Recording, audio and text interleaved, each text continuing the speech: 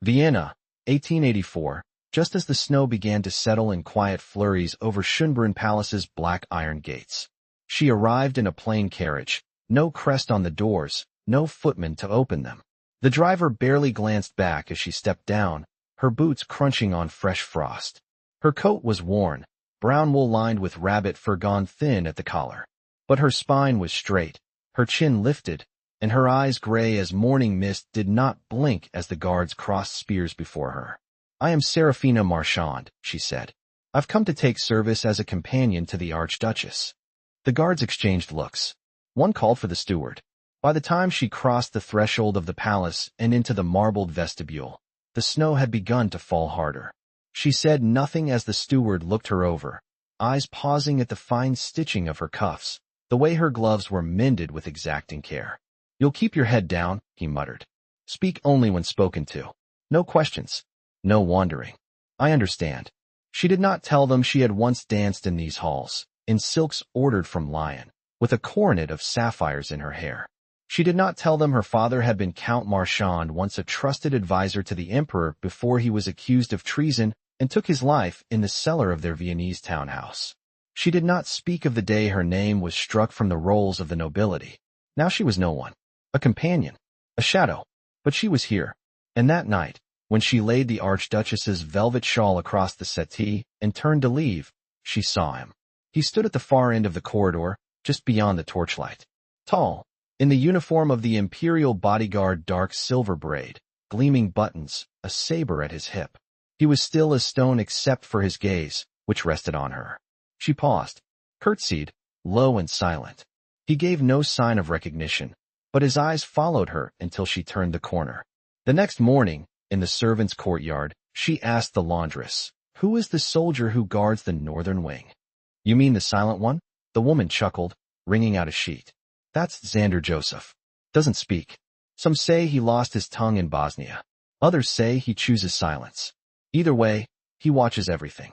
That afternoon, Seraphina found a note tucked beneath the silver tray of tea she delivered to the Archduchess's study.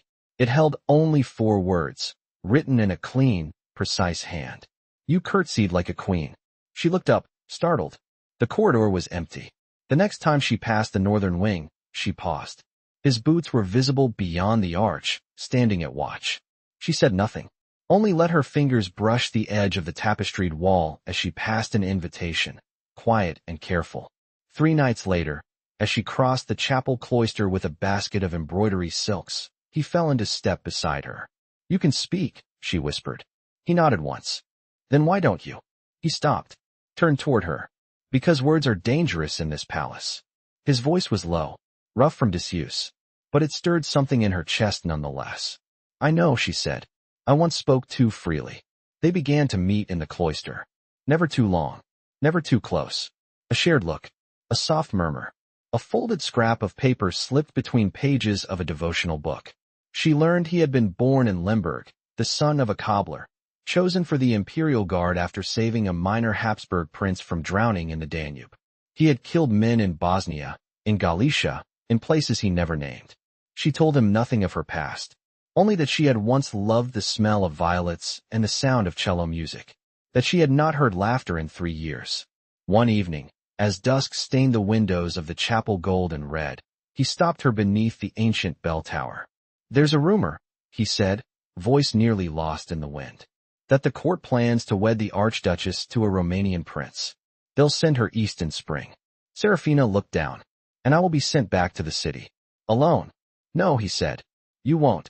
He reached into his coat and drew something out. A narrow blade, sheathed in stitched leather. He pressed it into her hand. "You'll need this," he said. "Why?" But he was already gone. 2 nights later, the Archduchess's dog, a yapping French spaniel, escaped during a snowstorm. Seraphina chased it through the garden paths, calling softly, afraid to wake the court. She found it tangled in a rose trellis, whimpering, and behind her, a shadow moved. She turned just in time to see a glint of steel and Xander stepping from the darkness, grabbing the attacker's wrist, twisting until bone cracked. The man slumped, unconscious. Seraphina stood frozen, the dog whimpering at her feet. Xander looked at her. "That was not for the dog." "Then who?" "They know who you are," he said. You are no servant. Her legs gave out, and she sank to the ground. They killed my father, she whispered. He tried to stop a deal arms to the Russians. They called him a traitor. I ran. I changed my name. He knelt before her, not touching, but close enough she could feel the heat of him. I knew, he said. The first time I saw you. You held your chin like a Marchand. She looked up. Then why help me? He exhaled.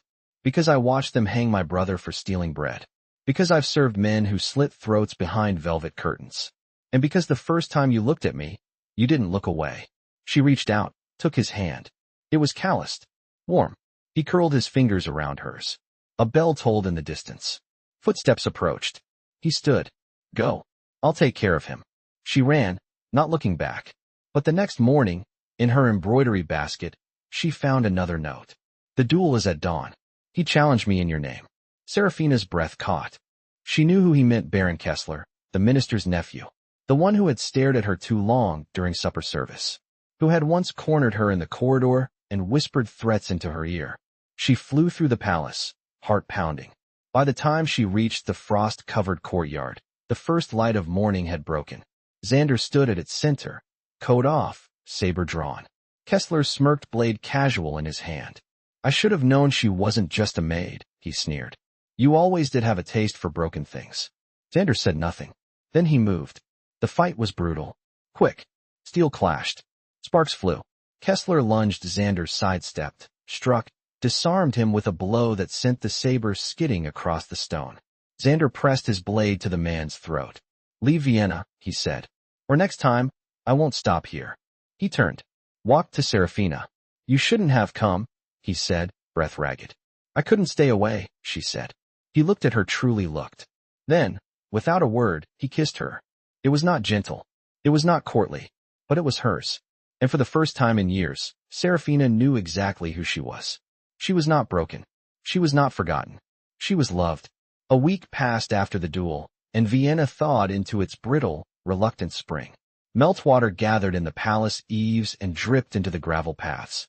Crocuses pushed through the loam in the kitchen gardens, their purple mouths open to the weak sun. The court, flushed with gossip, shifted its attention to the Archduchess's impending engagement, and Seraphina's presence faded again into the background. No one asked after the Baron's sudden departure. No one dared. The quiet between her and Xander became something waiting beneath every moment. They did not meet in the cloister again. The risk now was too sharp. Instead, she found a new rhythm, her hands busy with the Archduchess's hair, her voice low, her footsteps measured. But her heart beat with a peculiar awareness. She felt him before she saw him, always at the edge of corridors, beyond the latticework of the winter garden, his posture like a question held just long enough to ache.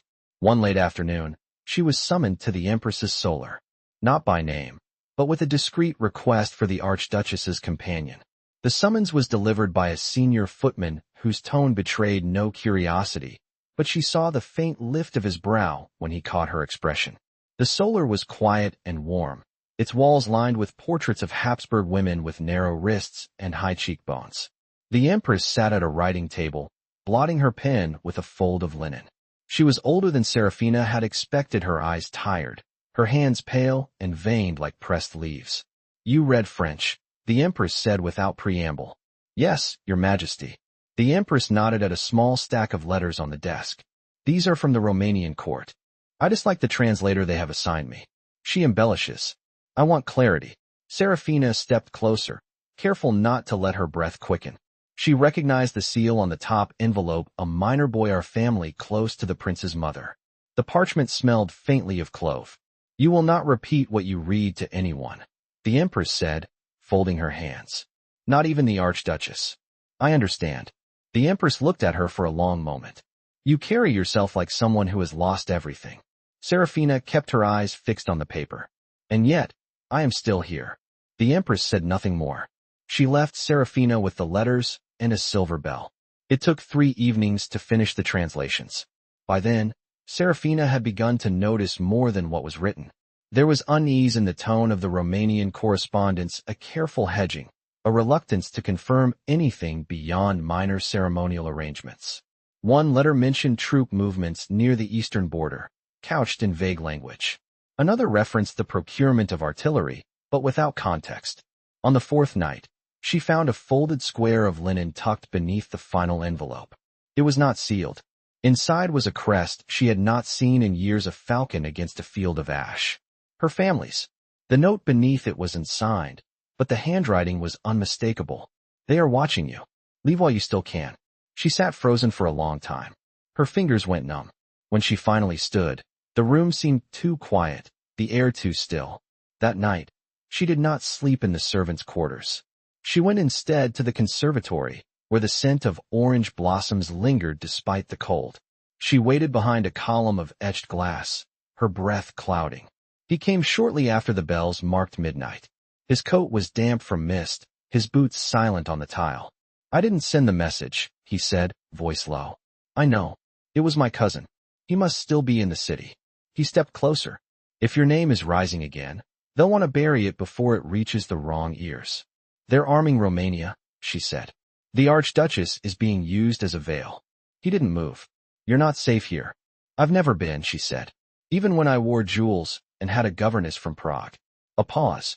Then, "Come with me." She turned to him. "To where?" "There's a monastery in the Tyrolean Alps. My uncle keeps the ledgers there. They don't ask questions."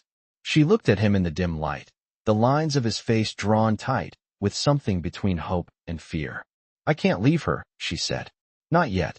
If I vanish before the betrothal, they'll accelerate it. She'll be sent east before her birthday." He said nothing, but his jaw tightened. She stepped forward. "I need time. 1 month. Then I'll go with you." "Time is not a promise I can give." "I'm not asking for a promise. Only your patience." His hand reached for hers, not grasping, but waiting. She placed hers in his palm. "When the lilacs bloom," she said, "that's when you'll come for me." His fingers closed around hers. Neither of them smiled. Outside, the rain had begun to fall in earnest, soft against the glass panes above. The scent of citrus deepened in the warmth. They stood that way until the bells rang again and the hour turned. By late April, the palace gardens had begun to stir with color. Pale green leaves unfurled along the hedgerows, and a few stubborn lilacs had opened, their scent gathering in corners where the sun lingered longest. Seraphina moved through her days with a calm that felt rehearsed, her hands steady as she arranged the Archduchess's gloves in their carved walnut case. Her voice, even when she read aloud from the Roman histories the Empress had begun requesting in the afternoons. But beneath that quiet rhythm, everything shifted. The Archduchess, once pliant and obedient, had begun asking difficult questions. Why had the Romanian envoys been so vague about the marriage terms? Why did the Empress no longer meet her gaze directly? Why had her cousin been recalled from Trieste without explanation? One evening, as Seraphina unfastened the hooks of her mistress's gown, the Archduchess turned toward her so abruptly the satin fell from her shoulder. "Do you believe I'll be safe there?" she asked. Seraphina paused, fingers still. "I think safety is often traded for ceremony." The Archduchess studied her in the mirror. "You speak as if you've seen the trade made." "I have." A long silence followed, broken only by the wind tapping against the high window panes. The Archduchess touched her own wrist, bare and pale. "I don't want to go," she said. "Not like this. Not to a stranger with soldiers behind him." Seraphina met her eyes. "Then don't. You think I have a choice?" "There's always one, but it's rarely offered." The next morning, a courier from Paris arrived, bearing a sealed dispatch marked with the Emperor's personal sigil. The mood in the palace shifted again, this time with the weight of certainty. Footmen moved more briskly, and the Archduchess's chambermaid whispered of new gowns being ordered with Romanian tailoring in mind. Seraphina found herself called back to the Empress's solar. The room was warmer now, the hearth unlit for the first time in months. The Empress stood beside a gilded atlas, her fingers resting on the Carpathians. "You noted something in the letters," she said without turning. "About artillery and troop placements." "Yes, Your Majesty." "Do you believe their intentions are as benign as they claim?" "I believe they want control, and they know we want distraction." The Empress finally looked at her. "You were not born to play servant."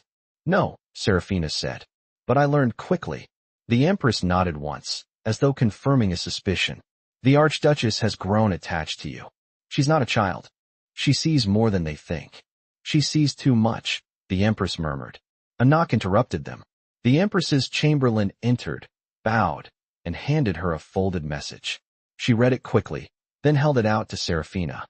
Your presence has been requested in the stables. The Imperial Guard captain wishes to speak with you. Seraphina's pulse slowed. May I ask why? The message did not say, but I imagine you already know. She left by the lesser hallway, her steps swift but measured. The stables smelled of hay warmed by sunlight and the sharp tang of saddle oil.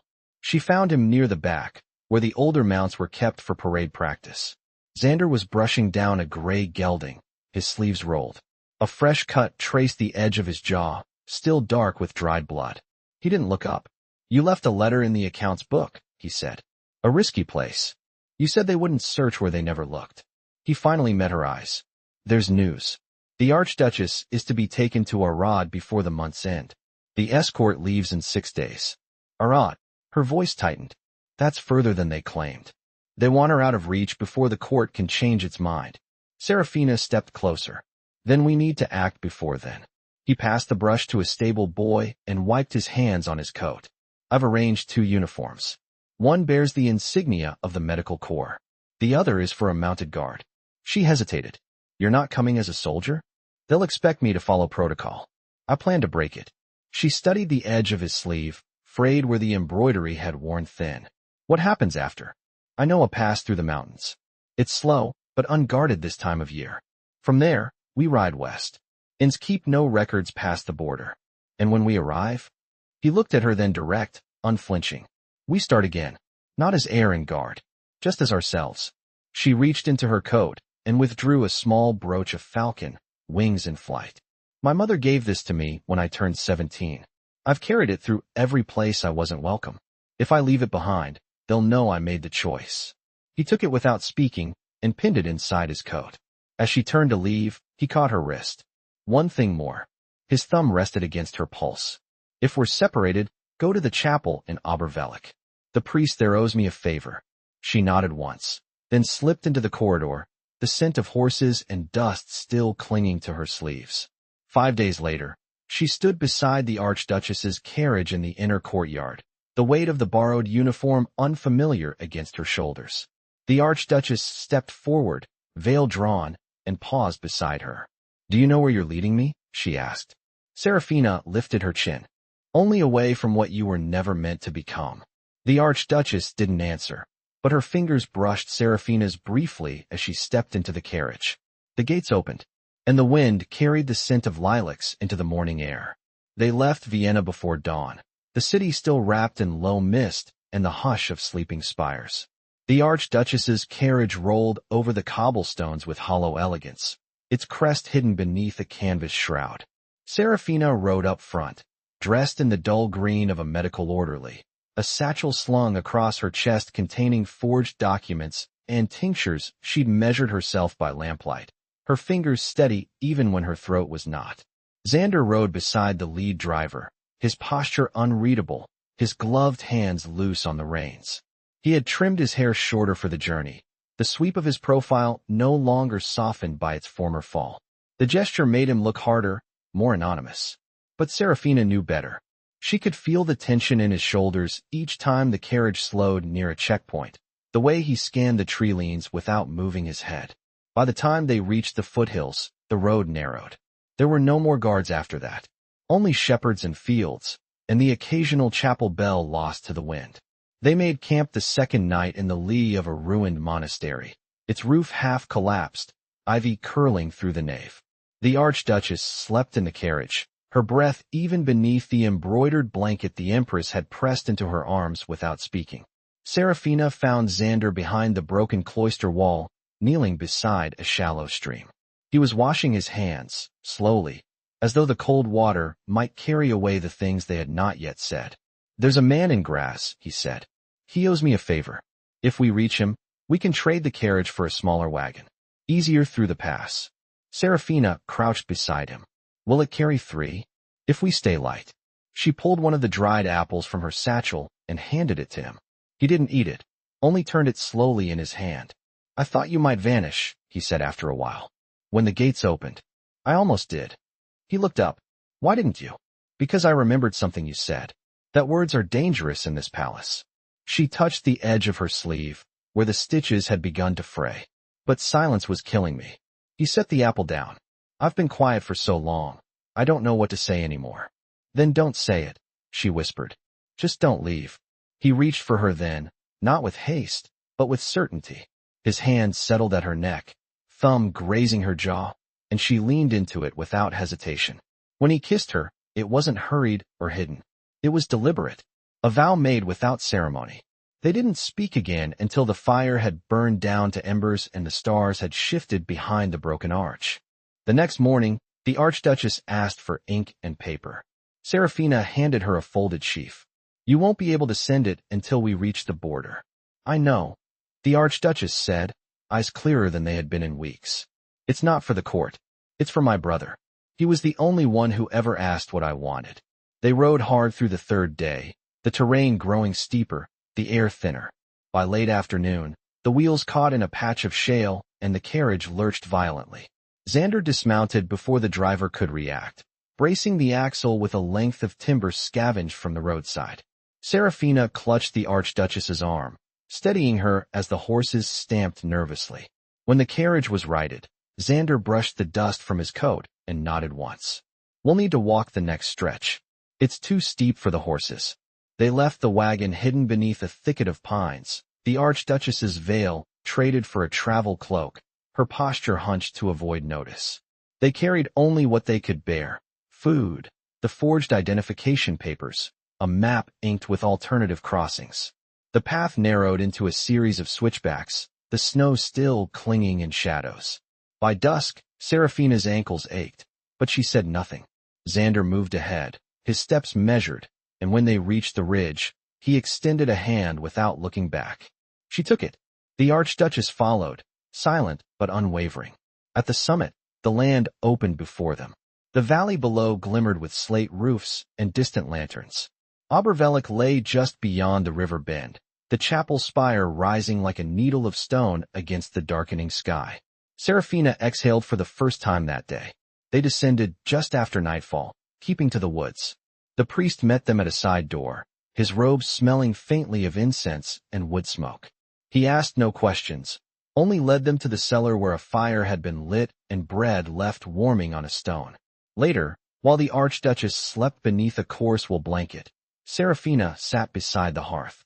Xander stood at the window above, one hand resting on the sill. Will you miss Vienna? He asked. She considered. The sound of horse bells, the orchestra tuning before dusk, and the way the snow fell from the rooftops like lace. She looked at him, but not enough to return. He turned to her. We'll need names. For the papers.